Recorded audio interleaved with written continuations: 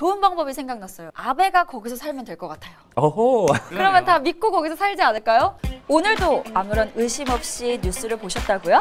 아니면 속는 셈 치고 보셨나요? 가짜뉴스 퇴치 프로젝트 똑똑팩토입니다. 안녕하세요. 안녕하세요. 네, 똑똑한 팩트체크 이야기를 나눠보는 똑똑팩토 오늘 6번째 시간입니다. 와! 안녕하세요. 저는 팩트캐스터 김지호입니다. 안녕하세요. 팩톡제기를 맡고 있는 KBS 임주영 기자입니다. 안녕하세요. 저는 팩트체크 인턴 최다원입니다. 저희가 지난주에 이 특집 방송으로 여름 휴가철을 맞아서 아주 말랑말랑한 생활상식 이야기를 나눴는데요. 네, 이번 주에는 지난주와 좀 분위기를 바꿔서 심각한 이야기를 해보려고 하는데요. 바로 일본 방사능에 대한 이야기입니다. 3, 2, 1.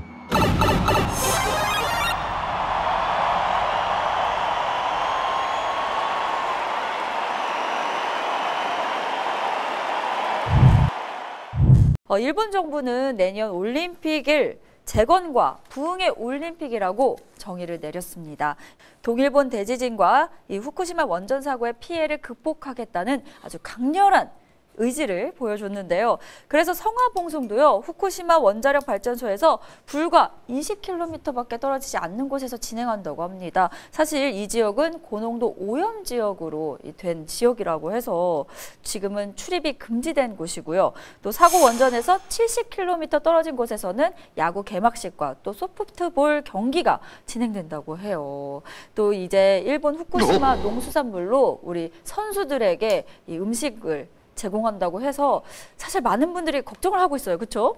그러게요. 그래서 저희 KBS도 지금 그 후쿠시마 현지에 가 있습니다. 네, 방사능 우려를 좀 불식시킬 수 있는 방송을 하기 위해서 가 있어요. 그렇군요. 이런 상황에서 또 정치인들의 강경 발언이 주목받고 있습니다. 네, 최근에 일본 경제침략대책특별위원회 위원장을 맡고 있는 더불어민주당 최재성 의원이 한 라디오에 출연을 해가지고 발언을 하셨는데요. 도쿄에서 방사능 물질이 기준치보다 4배 이상인가 검출이 됐다 하면서 일본 여행금지 구역을 사실상 확대해야 된다라고 주장을 하셨어요. 올림픽이 도쿄를 중심으로 여러 군데 분산돼서 개최를 하는데 그거를 좀 면밀히 알아봐야 되기도 하고 또 올림픽과 무관하게 기준치 이상의 방사능이 검출된 지역은 여행금지 구역으로 지정해야 된다 이렇게 주장을 하신 거죠. 그러니까 사실 지금 한일 관계가 상당히 굳어 있잖아요. 맞아요. 그러니까 때가 때이니만큼 언론 주목도 많이 받았고 이 발언을 여러 매체에서 다루면서 기사화가 많이 됐었습니다. 그래서 이게 이슈가 되다 보니까 그 언론사들이 그 최 의원의 발언을 팩트 체킹도 좀 했어요. 그래서 뭐 조선일보와 뭐 CBS 노컷뉴스가 검증을 했고 저희가 또 추가로 알아봤고요. 그래서 이제 그 도쿄에서 방사능 물질이 기준치보다 4배 정도 초과 검출됐다. 막 그 최 의원의 발언과 또 그 근거의 타당성을 저희가 좀 살펴봤습니다. 그래서 결론은 어떻게 나왔나요? 방사능 물질이 4배 정도 초과 검출됐다. 그 최 의원의 발언은 사실이 아닙니다. 아, 그래요? 근데 이게 보다 정확하게 표현을 하자면 사실이 아니라기보다는 좀 잘못 말한 부분이더라고요. 그래서 수치는 사실 4배는 아니고 2배에 가까운 수치였는데 이거를 좀 틀려서 말하긴 했지만 전체적인 그 주장의 그 내용 자체는 맥락상 오해가 없는 정도의 내용이었었고요. 그리고 최 의원 발언의 근거가 된 측정치가 그 일본의 그 한 블로거가 측정한 수치인데 이게 그 도쿄 공원의 토양을 이렇게 채취해서 방사능을 한번 수치를 재본 그 수치예요. 근데 이제 이게 공신력 있는 데이터는 아니지만 어쨌든 현지에서 나온 그 값이라서 참고할 만하다. 이게 이제 전문가들의 의견이었습니다. 뭐 틀렸다 이렇게 단정할 수 있는 건 아니다. 그러면 순서대로 한번 잘 따져보도록 하겠습니다. 최 의원의 발언 일부가 틀렸다. 이 부분은 어떻게 된 거죠? 예, 일단 최 의원이 근거로 삼았던 수치 아까 말씀드렸던 그 일본 한 블로그에 게시되어 있는 글인데 이게 진실을 위해 핫스팟을 조사하는 사람들. 그래서 영어로 하면 HIT 그냥 히트라고 할게요. 히트. 예. 멋있는데요? 히트라는 곳인데 이들이 이제 수시로 도쿄 그 시내 곳곳을 이렇게 도내 곳곳을 돌아다니면서 막 이렇게 채취를 하는 거예요. 그래서 방사능 수치를 재보니 야, 이만큼 나왔다 이런 결과들을 계속 이렇게 공개하고 있는 활동을 하는 사람들인데 도쿄도의 정식 허가를 받아서 그 토양을 채취를 하고 있고요. 신뢰할 수 있는 조사 결과를 얻기 위해서 그 후쿠시마현 보건협회 등을 통해서 그 방사선 양을 측정을 하고 있다고 합니다. 믿을만 한 거예요. 공신력 있는 단체는 정부 기관도 아니어서 하지만 어쨌든 이게 일본 그 정부에서 공개하고 있는 데이터에 대해서 그 의구심을 갖는 목소리들이 많거든요. 우리나라뿐만 아니라 전 세계적으로. 그런 상황에서 뭐 그냥 단연히 무시한다 이건 아닌 것 같고요. 참고할 만하다. 그게 이제 여러 전문가, 원자력 전문가들이 어쨌든 얘기하시는 부분이거든요. 깔끔하게 정리하자면 그냥 참고할 만하다.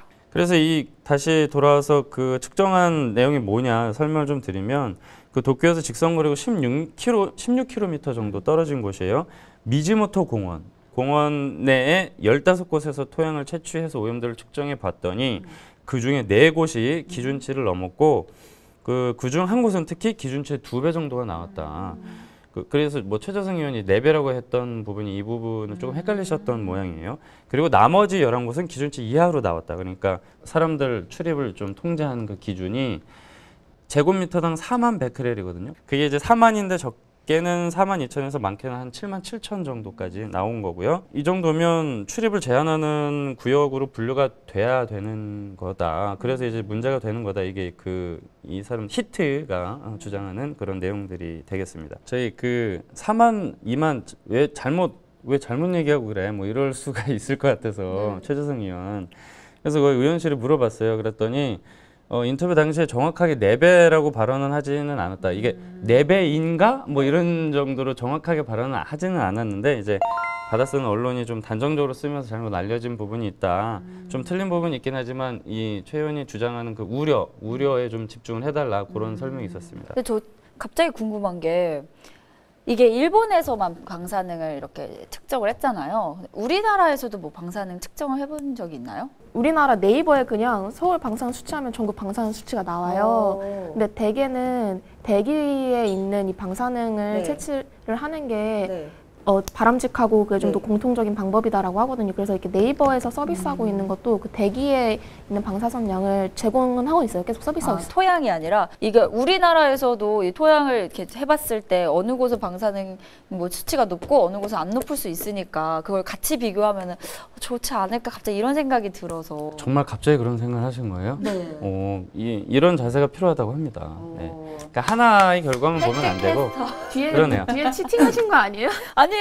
진짜 그냥 왜냐면 일본에서 이 정도니까 이게 얼마나 심한 건지 모르잖아요. 일본에서 그 정도라기보다는 정확하게 그러니까 일본에는 한 공원 그러니까 그 한 공원에서도 15군데 그냥 그쵸? 집어서 갔더니 그렇게 나왔다는. 그러니까 전체를 대변하는 결과는 아니죠. 근데 이게 사실 우리 언론에서도 되게 많이 받아쓰고 있는 출처이기도 해요. 왜냐하면 그 일본 정부가 공개하고 있는 데이터들이 공식적인 데이터들이 있지만 왠지 믿음이 안 간다. 그래서 실제로 그 안에 살고 있는 사람들이 자기 주변 환경들을 측정한 결과를 좀 보고 싶은 것도 있는 거죠. 그래서 그걸 완전히 무시할 수도 없는 거고 참고가 될 만한 자료다. 보니까 이거 후쿠시마현 보건협회 협조도 얻었다고 하면은 아예 또 엉터리는 아닌 것 같은데요? 조선일보가 보도한 내용이 이 측정 방법을 문제를 삼은 거거든요. 그러니까 방사선 노출의 위험도를 이야기를 할 때 대개 토양이 아니고 이 공기, 이 대기에 있는 방사선 양을 측정을 한다고 해요. 일본에 있는 원자력 규제위원회가 도쿄 5개 스팟을 중점으로 방사능 수치를 제공을 하는데 그 수치랑 사실 서울의 대기 속에 있는 방사능 수치를 비교를 해봐도 저희도 확인을 해봤는데 크게 차이가 안 난다는 거예요. 그렇다면은 뭘 측정했느냐에 따라서 이 결과가 달라지는 건데 그럼 토양과 대기 중에 어느 것을 측정을 해야지 더 정확하게 알 수 있을까요? 사람한테 직접적인 영향을 끼치는 건 이 대기, 공기 중에 있는 방사능 양이라고 해요. 이렇게 공기나 공간에 있는 방사능을 측정하는 거를 공간선량이라고 하거든요. 좀 어렵죠? 네. 그래서 근데 이게 생각해 보면은 공간에 있는 방사능이라고 하면 바람 또는 뭐 비 이런 거에 영향을 받을 수가 있잖아요. 네. 그러니까 언제 어디서 어떻게 측정을 했느냐에 따라서 좀 달라질 수가 있는 거죠, 값이. 그렇기 때문에 인체나 어떤 물체 표면에 붙어 있는 그런 방사능 양도 같이 더불어 측정을 해야 된다. 그거를 표면선량이라고 해요. 그래서 이 두 가지를 공간선량, 표면선량을 같이 측정을 해야 좀 더 믿을만 하겠다. 그래서 그런 내용을 이야기를 한 게 CBS 노컷뉴스의 팩트체크 기사였어요. 아, 그렇군요. 그럼 방사능 수치를 측정할 때는 공기를 되게 측정을 하는데 즉 표면 선량, 표면 오염도도 같이 봐야 된다는 이야기네요. 그 표면 선량은 그리고 이 물체로부터 한 10cm 떨어진 곳에서 검증을 한대요. 그러니까 훨씬 더 보수적이죠. 그렇네요.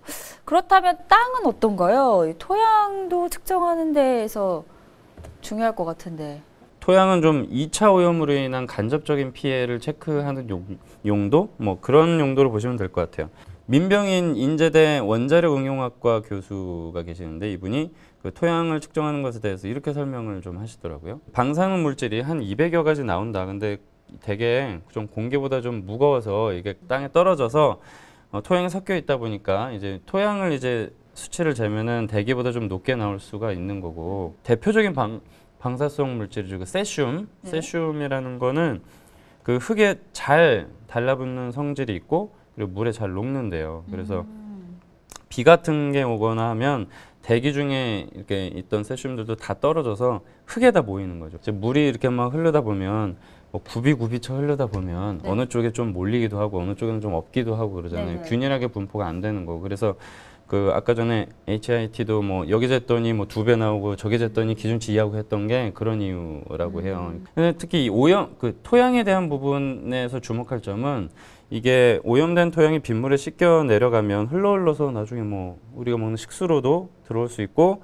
그리고 뭐 증발하면은 어쨌든 먼지가 돼서 호흡할 때 호흡으로 들어올 수도 있고요. 근데 물론 이제 그 양이 되게 매우 적다라고 말씀들을 하시지만 어쨌든 그 가능성이 있는 거고, 특히 오염된 토양에서 자란 농작물, 그리고 네. 또 그 농작물을 먹고 자란 가축, 그걸 또 우리가 잡아먹고 할 때 간접적인 어떤 피폭이 될 수 있다. 그 가능성은 있다고 해요. 그래서 그런 부분에 대해서 파악을 하려면 이런 토양에 대한 조사가 필요하다. 그렇게 설명을 하시더라고요. 그런 내용을 담은 연구 보고서가 한국환경정책평가연구원에서 2011년에 발간을 한 적이 있었어요. 그 내용에도 유사하게 대기나 지표로 방출된 방사성 물질이 빗물 타고 흘러들어서 2차 지하수 오염도 유발할 수 있고 토양을 오염시켜서 농작물 피해도 줄 수 있다라고 강조를 했었거든요, 내용에서. 근데 아까도 말씀드렸듯이 공기 대기 중에 있는 방사능 물질이 직접적인 영향을 미치기 때문에 이제껏 역사적으로 또 전 세계적으로 이 대기 중에 있는 공간 선량만 좀 집중을 해서 관찰을 했었던 게 있대요. 그러니까 앞으로는 토양이나 지하수에도 좀 집중을 해서 방사능 물질을 측정을 해야겠다. 이렇게 주장을 담아주셨었습니다. 결국은 모두를 다 종합적으로 봐야 한다는 이야기네요. 문제가 된 그 도쿄 내 오염된 토양 HIT, 지금 어쨌든 그게 주제니까 그거를 놓고서는 전문가들의 주장이 좀 엇갈린다는 거예요. 도쿄의 방사능 위험을 보여주는 지표로 생각해도 되느냐 아니냐, 뭐 기다 아니다, 뭐 그런 좀 논란이 있고, 또 더 나아가서 일본의 방사능 수치가 그러면 정말 인체에 해로우냐 무해하냐, 이걸 놓고도 지금 과학적 논쟁이 좀 치열하게 진행되고 있다고 합니다. 이게 어떤 병이 걸렸을 때 그 인과관계를 밝히는 것도 쉽지 않다고 하고요. 그래서 뭐 이런 점들 때문에 후쿠시마 원전 사고가 발생한 지 벌써 8년이 지났잖아요. 2011년 3월 11일인가 그랬죠. 그래서 8년이 지나도록 온갖 의구심과 불안감이 해소되지 않고 있는 거예요. 그러니까 언뜻 우리가 생각했을 때 되게 확실하게 나올 것 같은데 그게 또 아니라고 하시더라고요. 그래서 또 일본 정부가 공개하고 있는 관련 데이터에 대한 신뢰도 자체에 또 금이 가 있다는 게 큰 문제 중에 하나죠. 그러니까 믿을 수가 없다. 그렇죠. 국제 원자력 기구의 모니터링을 받으면서 데이터를 공개를 하고 있는데 그런 데이터들을 보면 아무 문제 없는 정상 수치로 계속 나오고 있단 말이에요. 뭔가 의심이 든단 말이죠. 예. 그래서 이걸 믿을 수가 없다. 우리뿐만 아니라 국제사회의 시선이 그런 게 좀 있고, 그래서 또 관련 외신 보도들도 있어요. 또 네. 어떤 매체는 또 후쿠시마 들어가서 직접 뭐 측정을 해봤더니 엄청 높게 나왔다. 정부가 발표한 거 다 뻥이다. 뭐 이런 식의 강한 기사들도 좀 나오고. 그래서 우리 KBS 기자들도 지금 후쿠시마에 가 계시는 건가요? 뭐 여러모로 측정하러? 직접 측정도 할 수 있고, 어떤 거기 살고 계신 분들의 좀 의견도 좀 듣고 방송된 것도 보니까 좀 그 주변 지역에 사시는 분인데 좀 되게 불안불안해 하시더라고요. 좋은 방법이 생각났어요. 아베가 거기서 살면 될 것 같아요. 어허. 어허. 그러네. 그러면 다 믿고 거기서 살지 않을까요? 아 이거 좀 뜬금없는 얘기하는데 네. 예전에 박원순 서울시장이 네. 어디 동네에 한 달 살이하고 막 그랬던 네, 것처럼 옥탑방에서 아베 총리가 후쿠시마에서 지내는 거죠. 그 얘기는 했잖아요. 자기도 항상 후쿠시마 쌀 먹는다고 그렇게 얘기는 했어요. 자기 항상 후쿠시마 쌀 아니 먹으면 뭐 쌀이 괜찮다고. 아니라 그냥 거기서 지내시면 많은 분들이 안전하다고 생각하고 가지 않을까. 좀 얘기 좀 해주세요. 네, 보고 계신다면 잘 부탁드립니다. 이거 편집해 주세요. 올림픽이 이제 곧 다가오니까 이 올림픽 관련된 문제로도 번지는 거예요. 근데 도쿄올림픽 조직위원회는 한 번도 이 후쿠시마 관련된 방사능이 어느 정도인지 그 공신력 있는 조사를 딱 내놓지는 않았어요. 그러니까 사람들이 점점 모두가 의구심만 수긍할 만한 조사. 네. 그래서 점점 더 의구심과 불안감만 괜히 증폭이 되는 거죠. 그리고 심지어 지난주에는 그 뉴스 보셨어요? 어떤 거요? 그린피스에서 조사했는데 네네. 그 원전 오염수 100만 톤 방출한다고 해수에 그런 얘기까지 나오니까 그렇죠. 이 정도라면 도쿄올림픽 보이콧 해야 하는 거 아닐까요? 우리 정부는 선수들 어떡해. 일본에서 뭐 확실한 해명, 뭐 설명을 좀 이렇게 촉구를 한다는데 네. 그거에 대해서 뭐 계속 묵묵부답을 일관하고 있어요. 그러니까 침묵의 금이다. 의욕을 스스로 좀 키우는 게 없지 않아 있다. 그리고 좀 그렇게 그 올림픽을 성공적으로 치르고 싶으면 진짜 뭐 이렇게 여기저기 각 나라들이 요구하는 그걸 보여주면 될 텐데 그게 왜 안 되는지 저도 잘 모르겠습니다. 예. 여기서 한 번 더 그냥 아베가 가서 사는 걸로 다시 한번 사는 걸로 결론을 내야 될 것 같아요. 네. 청와대 그 국민청원 게시판에도 네. 뭐 보이콧 합시다 뭐 이런 청원들이 올라온 지 꽤 됐어요. 근데 하지만 사실 또 너무 감정적으로 대응할 문제는 아니다. 그쵸. 그거는 또 우리가 또 객관적인 입장에서 좀 주의를 기울여야 될 부분인데 그 국제올림픽위원회죠 IOC는 이 우리나라 일각에서 나오는 그런 보이콧 움직임에 대해서 사실상 반대 입장을 밝혔죠. 당연하죠. 뭐 올림픽 주관 그쵸. 잘 하는 돼야 쪽에서는 흥행을 해야 또 되는데. 뭐 스포츠 정신, 올림픽 정신이라는 게 있으니까 우리 대한체육회와 문화체육관광부도 네. 역시 같은 맥락에서 그 올림픽 보이콧은 없다, 참가해야 된다, 뭐 그런 입장을 다 밝힌 상태고요. 또 이게 외교 문제랑 연결되어 있어서 이렇게 쉽게 이렇게 나갈 수가 없나 봐요. 그렇죠. 이게 또 어디 동네 운동회 하는 것도 그렇죠. 나 안 할래 해서 그냥 바로 안 할 수 있는 건 아니잖아요. 전 세계 네. 축제니까. 전 세계 축제니까. 그래서 그 평창올림픽 유치 핵심적 역할을 했던 분이죠. 네. 다 기억하실 텐데 네. 지금 이제 그 박용성 전 대한체육회장 겸 IOC 의원이죠. 이분이 보이콧 얘기에 대해서 뭐 선수들에게 이거는 가장 큰 피해를 주는 일이다. 그리고 국익 측면에서도 이로울 것이 없다. 이런 의견을 또 내셨어요.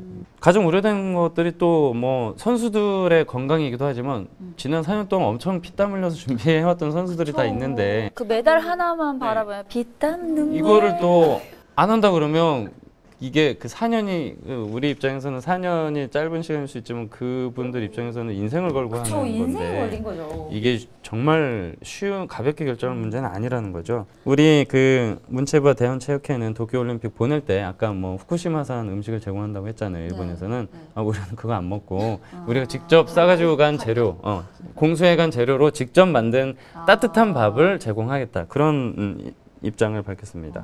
예.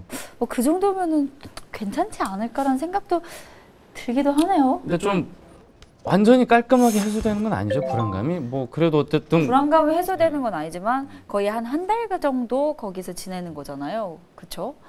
불안감이 있고 뭐 또 우리가 알지 못하는 위험성이 있을 수 있으니 좀 더 조심하자는 차원에서 더 확인해보자 하는 거죠. 이게 체르노빌 그때 원전 사고 났을 때 배경으로 한 드라마인데 그게 대히트를 쳤어요. 그걸 보니까 이제 더더욱 무서워지는 거예요. 그게 관련해서 얘기하자면 체르노빌이 엄청난 대참사가 일어났던 사건인데 빵 터졌을 때 그 정부나 뭐 그 담당자들이 관련자들이 막 은폐를 시키고 막 거짓말하고 막 그랬던 거예요. 그래서 그때 당시에는 잘 넘어갔지만 그 거짓말로 인해서 눈덩이처럼 불어나서 이러한 대참사의 결과를 빚어냈다. 그 과정을 보여주는 드라마인 걸로 알거든요. 네. 그게 일본이 아닐까 싶은 거예요. 그러니까 그게. 이게 그래서 연결이 또 지금 되고 있는 거죠. 그러니까 이게 방사선 피폭에 대한 어떤 피해라는 게 진짜 아주 고농도에 들어가면 진짜 바로 반응이 나올 수 있지만 이게 차곡차곡 쌓이다가 세월이 지나서 나타나는 경우들이 있다 보니까 맞아요. 그게 제일 무서운 거예요. 불안감이 해소되지 않는 거죠. 저도 요즘 기묘한 이야기 빠져서 보고 있는데 갑자기 우리 드라마 채널 드라마 그 홍보해 기묘한 이야기에서도 정부가 은폐하고 막 큰일 벌어지는데 그러더라고요. 갑자기 그게 생각났어요. 어쨌든 그렇다면 이 문제를 어떻게 바라봐야 할까요? 한일 간 어떤 경제 분쟁, 전쟁으로까지 표현되고 있는 이 시점에서 네. 나오는 얘기들이잖아요. 네네. 그래서 그 이번 내용을 취재하는 과정에서 여러 전문가들이 공통적으로 해주신 말씀이긴 한데 정치권에서 일종의 어떤 정치 이슈화하는 거는 경계해야 되지 않겠냐. 이게 바람직하지 않다. 자칫 잘못하다가는 일본에게 역공의 빌미를 줄 수도 있다는 거예요. 그러니까 봐라, 한국이 경제 보복 운운하면서 이제 올림픽 정신까지 훼손하려고 드네. 그리고 또 아직 객관적으로 증명되지 않은 방사능 공포, 우리 안전하다고 얘기하는데 자꾸 그 공포를 막 부추기네, 뭐 이러면서 또 역공이 들어올 수 있다라는 거죠. 그러면 정확한 데이터를 주면 되잖아요. 그러니까 저도 그냥 서로 깔끔하게 이렇게 가는 게 좋지 않을까요? 예, 근데 그게 좀 뭐 잘 안 되고 있다고 해요. 역시 신중한 접근이 필요하다. 그래서인지 모르겠지만 최근 민주당 그 어떤 아까 특위 네. 또 설명드렸지만 민주당 지도부가 어떤 도쿄올림픽 보이콧이나 일본 여행 규제 뭐 이런 거에 대해서는 처음에 좀 되게 강경해 보이는 주장들을 좀 하시다가 지금 약간 좀 거리를 두는 듯한, 그러면서 일본의 방사능 오염에 대해서는 좀 더 면밀하게 조사해야 된다라고 촉구하는, 그래서 좀 일종의 초반에 비해서 톤 다운된 듯한 분위기가 좀 감지가 되고 있거든요. 중간에 껴있는 선수들은 얼마나 애가 타겠어요. 목소리도 못 내. 그래도 학원을 쉽겠죠. 올림픽이 얼마나 큰 무대인데. 안타까운 마음에, 아쉬운 마음에 말씀드린 거고요. 한일 관계가 해방 후에 정말 역대 최악이라는 말까지 나오고 있습니다. 언제쯤 이 관계가 회복될지 궁금해요. 그러게요. 이게 좀 장기전이 될 것이다라고 보는 분석들이 뭐 대부분이죠. 제가 봐도 좀 단시간에 끝날 것 같진 않아서 걱정입니다. 네, 이럴 때일수록 긍정적인 자세와 밝은 마음을 잃으면 안 될 것 같아요. 갑자기 너무 EBS 같은데. 너무 끝이 이거 뭐야 갑자기 이거. EBS예요. 가쁜 네. EBS. 사실 오늘 다룬 주제도 뭐 완벽하게 깔끔하게 똑 떨어지지 않는 지점들이 있고 또 되게 좀 우울해질 수도 있는, 아우 답답해 막 고구마 생각나고 그래서 또 무더위잖아요. 네. 뭐 이런저런 너무 것들이 더워요, 지금. 겹쳐서 그래도 좀 긍정적인 마인드가 필요하지 않을까. 불쾌지수가 굉장히 높으니까 보시는 모든 분들 마음의 여유를 가지고 생활하시면 좋을 것 같고요. 그래서 또 좀 시원한 게 필요하시다면 네. 저희 지난주 방송도 네. 봐주시면 좋고요. 똑똑팩똑도 많이 사랑해 주시면 좋겠습니다. 네, 그러면 오늘 이번 주 이야기 여기까지고요. 다음 주에는 더 알차고 재미난 이야기로 돌아올 텐데 아쉽게도 우리 팩톤 다원 씨가 오늘이 마지막이에요. 네, 저희 그 팩톡의 탄생과 함께 저는 6주간 함께했던, 정말 열심히 제가 기자지망생인데 꼭 이거 단시간에 너무 기자가 돼서 강요하는 거 아닙니까? 기자가 자유롭게 돼서 하세요, 자유롭게. 제가 6주 동안 똑똑팩톡을 같이 함께 했었는데요. 사실 인턴 기간은 그보다 좀 더 앞전에 있었어요. 한 6개월 정도 해보니까 진짜 가짜뉴스가 생활 곳곳에 많이 남아있고 그거를 퇴치하는 게 쉽지 않은 문제라는 게 여실히 느껴지더라고요. 그래서 똑똑팩톡이 앞으로도 더 잘 돼가지고 그런 가짜뉴스 퇴치 프로젝트 진짜 성공적으로 완수했으면 하는 마음입니다. 감사합니다. 그러면 자, 저희 똑똑팩똑도 많이 사랑해 주시고요. 여러분 좋아요, 구독 꾹꾹 꼭꼭 아시죠? 안녕. 추. 쭈. 이게 뭐예요? 그냥 한 건데요. 수고하셨습니다.